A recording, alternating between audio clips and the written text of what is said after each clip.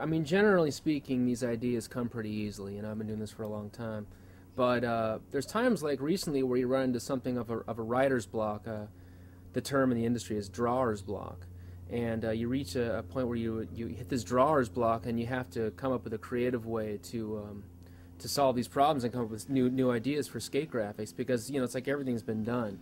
And so what I invested in a number of years ago is the skate graphics dartboard. And so what I do is I leave it up to a higher power. I let the darts decide what I'm going to do for my next skate graphics. So I'll show you how this works. Don't let me down. One. I throw 3 darts.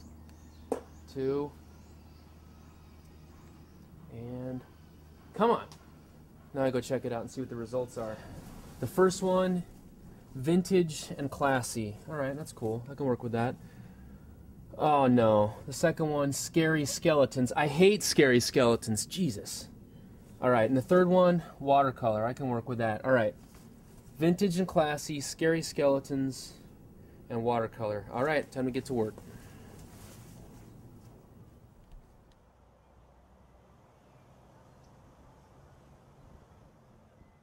I'm Todd Francis, and I work for Element.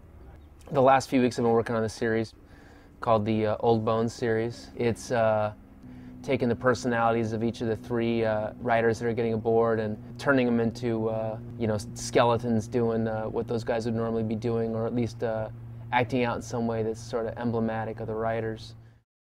Everything starts on the drawing table. So I spend a few days, usually I do it in the sketchbook, but I just got going on a big sheet of paper here, and so I've been in skateboarding long enough to where drawing skeletons is pretty easy these days, so that wasn't too much of a struggle. But I've got this anatomy book around here somewhere that I can refer to for like getting the ribs right in the rib cage and the right number of vertebra in the neck and all that kind of thing, because I want it to be done right. Yeah, the drawings are just a lot harder. I have to refer to like some medical manuals to try and get the skeletons just right. In the past, whenever I've done skeleton stuff, it's always been you just sort of make it up based on what you think skeletons actually look like.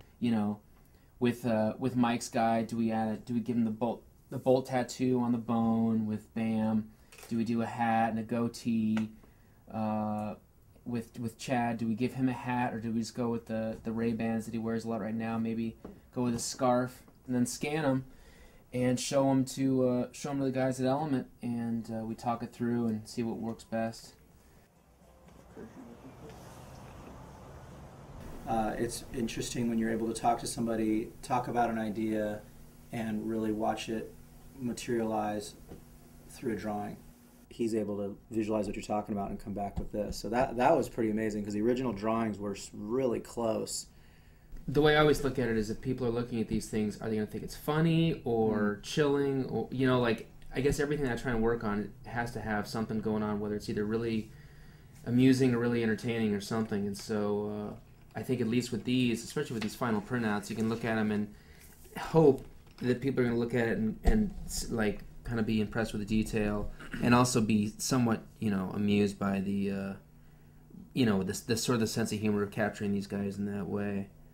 This is very spot on with what we can do, and it still feels like it's Element, because it's very different than something we've done in a long time. But when you look at the final graphic, it makes a lot of sense. That was probably one of the things that got me the most excited about the series.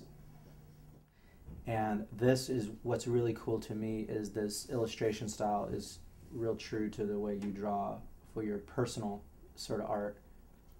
And in this particular case, it's all about Todd, and it's something that's his sort of idea and drawn in his personal style, which makes it authentic to the artist, which is why we're highlighting it this time. Todd is one of the people that has truly been a part of this company for so many years that it was really important to me that he be one of the first people that we sort of showcase when it comes to our advocates, because he clearly deserves it more than anyone else. So it was really important as a brand that we took someone who's been part of this company for so many years, doing amazing art, and sort of let the world know that's who's behind this, a lot of these projects, because he deserves the credit and he doesn't give it to himself, so we should give it to him for him. So. Well, it's funny because I've been working for Element since '99. I've been doing board graphics since '93, and this is the first time I've ever had my name on a skateboard.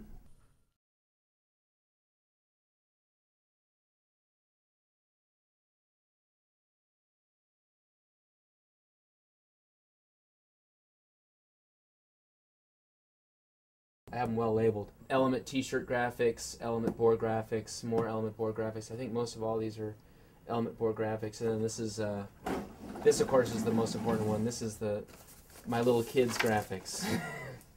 I had to give them a flat file so they wouldn't walk out on me.